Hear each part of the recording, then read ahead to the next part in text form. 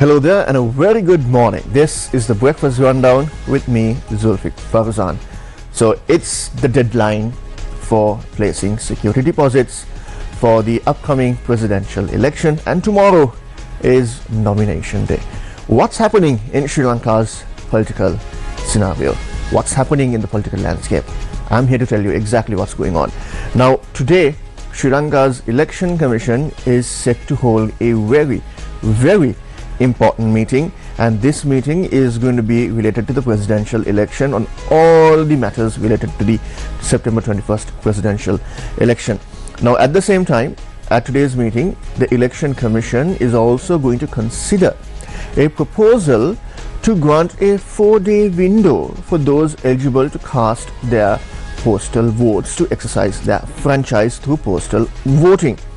Now, this 4-day window is to allow those eligible postal voters a smooth voting process or an electoral process. Now, this proposal is still being considered by the Election Commission, and they are to discuss this proposal at length at today's meeting. Now, speaking of the postal voting scenario, we must mention that initially the deadline to submit applications was to end on the 5th of August, and because there was a low submission of applications for postal voting, the Commission decided to extend it by a few more days to the 9th of August, and on the 9th of August the deadline lapsed, and after that the Election Commission had decided to award a 4-day window for the postal voting process to take place. Now, speaking of the presidential election, a total of 36 presidential hopefuls have placed their security deposits with the Election Commission as of last evening. Now, who are these candidates? Well, the list is growing, and today more candidates are expected to place their security deposits, and among them is the presidential hopeful of the Sri Lanka Podujana Peramuna, Namal Rajapaksa. Now, just a week ago, Namal Rajapaksa's candidacy was announced by the SLPP at an event at their party headquarters. Now, Namal Rajapaksa is expected to place his security deposit to run for the highest office in the country. Now, this move actually comes ahead of his maiden election rally that is to take place on the 21st of this month in the historic city of Anuradhapura. Now, amid the campaign's momentum, the SLPP has also announced that its disciplinary committee will be convening as well. Now, this disciplinary committee is mandated to address the dissent within the party's ranks, specifically targeting MPs, former provincial councillors, and then local government members who had contravened with the party's directive to support its own candidate. Now, the disciplinary proceedings are set to commence after the SLPP submits its nomination papers to run for the presidential election in September. Now, a senior member of the SLPP speaking to Newsfirst said that there have been past instances where MPs have decided to support other candidates for the presidential election. However, the senior member said that a group of 42 MPs have said that they are not going to support anyone else. They are standing with the decision by the SLPP. Now, while the SLPP's disciplinary committee is set to convene and take action for dissent among the party's ranks, over the past few weeks we've seen various former ministers, MPs, local government members, provincial council members pledging support to different candidates, and some pledging support to the leading frontrunners of this presidential election. Now, yesterday, several instances of pledging support to different candidates took place. Now, let's start off with Dr. Rajitha Senaratne, a former minister. Now, at the historic Gangarama Simamalakya, he inked an MOU with President Ranil Wickremesinghe to support Ranil Wickremesinghe's bid to the highest office in the country. Now, during this event, Ranil Wickremesinghe declared his intentions to run as an independent presidential candidate on the September 21st presidential election. Now, he also said that in 2022, the country witnessed a dual crisis economically and politically, and therefore there needs to be a comprehensive rebuild of the nation's framework. Now, Rajitha Senaratne articulated his unwavering commitment to the country's welfare over party politics and expressed his support to Ranil Wickremesinghe. Now, at the same time, SLPP Puttalam district MP Jagat Priyankara also met with the president earlier in the day and pledged his support for the upcoming presidential election. Now, who is Jagat Priyankara? Now, Jagat Priyankara was appointed to the parliamentary seat that was left vacant following the demise of the late Sanat Nishanta from the SLPP. Now, Jagat Priyankara represents the Jatika Nidahas Peramuna, or the National Freedom Front, which is led by MP Vimal Veeravansa. Now, at the same time, last evening, the Humane People's Alliance also inked an agreement. Now, with whom did they sign? They signed with the Samagi Jana Sandhana, which is led by opposition leader Sajit Premadasa. Now, they inked this agreement and pledged support to Premadasa for his bid to the highest office in the country. Now, the Humane People's Alliance, led by Prabha Ganeshan, includes 3 registered political parties and 27 civil organizations. Now, Prabha Ganeshan signed the agreement on behalf of the Humane People's Alliance, while the other party leaders inked MOUs to pledge support to Premadasa. Now, at the same time, yesterday, representatives from several parties within the Tamil National Common Framework. Now, this is a group that has reached an understanding on fielding a Tamil Common candidate for the upcoming presidential election. Now, they had also met Sajit Premadasa at his party office. Now, this Tamil National Common Framework had declared that they have not decided to support any other candidate, but are deciding on such a move after very, very careful consideration. Now, stay with Newsfirst as we bring you all the details surrounding the latest developments on Sri Lanka's political landscape, as the entire country is gearing up to go to the polls on the 21st of September, where a new president will be elected. This is the first presidential election that Sri Lanka is experiencing after the economic crisis that we experienced just 2 years ago, after the country defaulted on servicing its external debt.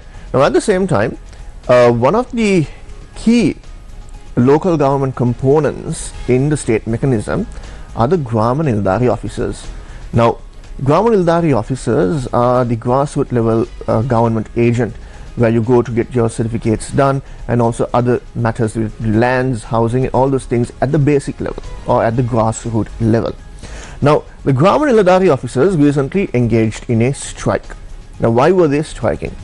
The Grama Niladhari officers decided to go on strike because a service constitution for the Grama Niladhari officers was gazetted without consulting these officials. Now, they engaged in the strike against the introduction of this service gazette. Now, they have called off the strike, but the Grama Niladhari officers are now stressing that they are going to engage in a work to rule action, and that will remain in effect. Now, this ongoing union action reflects the officials' commitment to adhere strictly to their job descriptions and responsibilities, and this move is expected to slow down the administrative processes at the grassroots level. Now, Neville Vijayratna is one of the representatives of this union. He said that they are voicing concerns over this gazette notification that was prepared and published without consulting them. Now, the Work to Rule campaign is also a form of a protest and is aimed to reduce the efficiency of the services provided by the Grama Niladhari Officers Union. Now, it will be interesting to see how this matter will be addressed by the central government of Sri Lanka, because the Grama Niladharis are a vital part of the state mechanism. Now, speaking of the state mechanism, one of the key components in the state mechanism is the medicine sector or the health sector. Now, when Sri Lanka encountered a economic crisis in 2022, Sri Lanka faced a massive shortage of vital medicines and life-saving equipment that are key for the functioning of the country's health sector. Now, In recent days, it was reported that the country's health sector was facing a severe shortage of an anesthetic drug called neostigmine. Now, this drug is an anesthetic drug that is vital for certain surgeries. Now, the Ministry of Health said that it has taken steps to import this drug to address the shortage. Now, Dr. G. Vijay Surya is the Deputy Director General of the Medical Supplies Division of the Ministry of Health. Now, he confirmed that the newly acquired stock of this anesthetic drug is currently being distributed across the country's hospital system. Now, he said that the timely import of this medicine will alleviate immediate concerns of a shortage.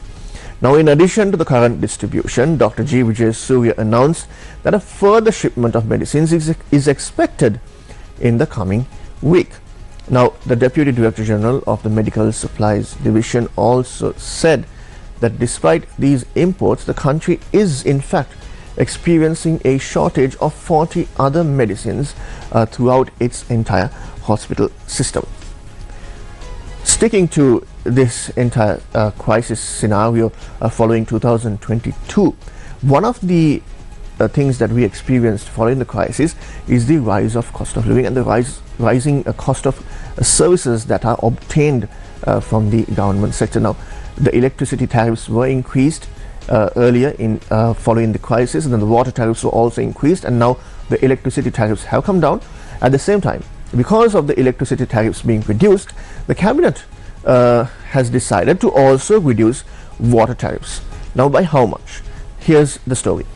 Now, the cabinet has approved a proposal to reduce water tariffs by 5.94% in line with the reduction of the electricity tariff.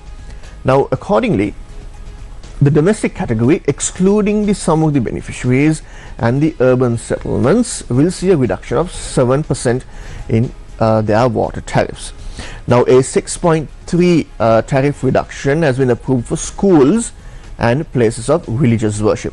At the same time, a 4.5% tariff reduction is approved for the country's hospital system. Now, after Sri Lanka experienced a crisis, and in 2019, after the entire world experienced a crisis following the COVID-19 pandemic outbreak, there were major concerns expressed regarding the future, especially with regard to the employment opportunities for the younger generations. And now, according to the World Bank, in the next decade, that's in the next 10 years, a total of approximately 1.2 billion young people in the global south will become working age adults. Now, when they become working age adults, there needs to be a lot of job opportunities for these individuals. Now, the World Bank has announced the launch of a new high-level advisory council. Now, this advisory council is on jobs. Now, this initiative will identify actionable policies and programs to address the looming job crisis in the global south. That's where Sri Lanka is also located. Now, as I mentioned, the World Bank said that 1.2 billion young people will become working adults in the next 10 years, and the job market is only expected to create opportunities to around 420 million of those individuals, while another 800 million will be left without a clear path to prosperity. Now, this high-level advisory council by the World Bank is dedicated to create an initiative to transform this challenge into an opportunity to drive future prosperity. It will mainly focus on the young and female employment opportunities in this region. Now, the council is expected to bring together experts from various sectors, including government, business, civil society, and academia, to offer thought leadership in order to alleviate the global south from an impending employment crisis in the next decade. Now, sticking to the global south, one of the countries that faced a issue or crisis in recent weeks is Bangladesh. Now, You must have obviously seen all the footage shared on social media where riots and vandalism and violence and police brutality took place in Bangladesh, which all started off by a government job quota for the families of the descendants of the freedom fighters of Bangladesh.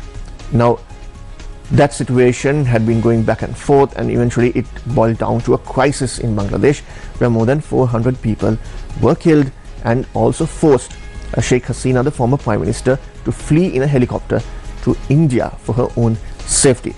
Now, if you come across the footage that was shared on social media, you might have seen very graphic images as well of people being brutally beaten and sometimes even shot at by the security forces there in Bangladesh, which has drawn and attracted widespread criticism from across the world. Now, given that situation, now Bangladesh authorities have initiated a murder investigation against Sheikh Hasina, the former Prime Minister, over the police killing of a man during that civil unrest over there. Now, 6 other top government officials at that time in the Sheikh Hasina government are also being investigated for the violence that broke out in Dhaka during that same period. Now, just to give you a background, Sheikh Hasina, the former Prime Minister, who is also now, you can see file footage on your television screens, she fled to India in a military helicopter after just moments before protesters stormed her official residence in Dhaka. Now, she fled amidst growing calls for her to step down as the violence spilled over to other cities across Bangladesh as well. Now, just hours after this case was filed against her, that's a murder investigation case, she called from India for an investigation into the protests that led to her resignation as well. Now, in her first ever public statement since she left the country, she has asked those involved in this protest movement to be identified and punished accordingly by the current Bangladeshi authorities. Now, it has come to light that more than 400 people in Bangladesh were killed during the unrest over there in recent weeks, including a considerable number of police officers, as well as reports surfaced that the protesters stormed into police stations and assaulted police officers and even set fire to these police stations, which led to a situation where the Bangladeshi police force went into hiding and refused to come to work unless a safe environment is created by the new Yunus administration. Now, switching gears from the international arena to the sporting arena. This last week, Sri Lanka women triumphed over Ireland in the first T20 international in Dublin. However, they failed to keep that momentum in the second. Now, in a thrilling conclusion to the women's T20 cricket series between Sri Lanka women and the Irish women, the Sri Lanka women lost the second T20I by a narrow margin of just 7 runs. Now, this nail-biting encounter in Dublin brought the series to an evenly matched conclusion, with both teams tied with 1 win. Now, the Irish women, having won the toss, opted to bat first, setting the stage for an impressive start by openers Gabby Lewis and Amy Hunter. Now, despite Hunter's early departure for just 9 runs, Lewis showcased remarkable skill during this match, securing a century to guide the Irish innings to a solid position. Now, Ireland's formidable performance culminated in a total of 173 runs for the loss of just 3 wickets in their allotted 20 overs. Now, in response, the Sri Lanka women suffered an early setback with the loss of their first 2 wickets within 29 runs. However, a solid 72 run stand between Harshita Samarawikrama and Kavisha Dilhari revived the Sri Lankan chase of 174. Now, Samarawikrama put on 64 runs while Dilhari put on an unbeaten 51. Yet they failed to reach the target and were restricted to 166 runs for the loss of 7 wickets in their 20 overs, just falling short of 7 runs to win that second T20 international against Ireland women and also to win the series. However, now the series is even at 1-1. Now, if you woke up just now and looked outside your windows, you might experience some rainfall that has been continuing since late last evening across many areas in the island. Well, I've got news for you. Rainfall is expected to continue across many areas. Now, the Met Department has said showers or thunder showers will occur at times in the western and Sabaragamu provinces in the country, as well as the Gaul and Matara districts towards the south. Now, it also said that these showers or thunder showers will also be experienced in other areas of the country during the evening and at night, while some heavy rainfall of about 50 millimeters of rain can be expected at certain areas. Now, the Met Department is also issued a warning of strong winds of around 30 to 40 kilometers per hour that can be expected on the western slopes of the Central Hills, as well as the northwestern province, as well as in Ampara, Monoragala and the Hambantota districts.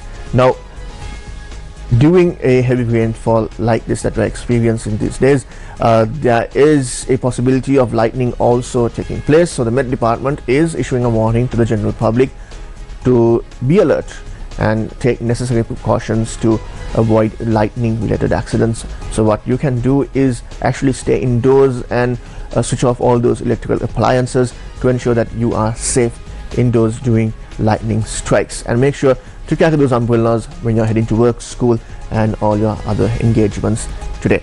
So that brings a wrap of this edition's Breakfast Rundown with me, Zulfiq Farzan. But do follow us on our award-winning website www.newsfirst.lk for all the stories that I just brought you, as well as our social media platforms on X, Facebook, Instagram and YouTube, as well as TikTok.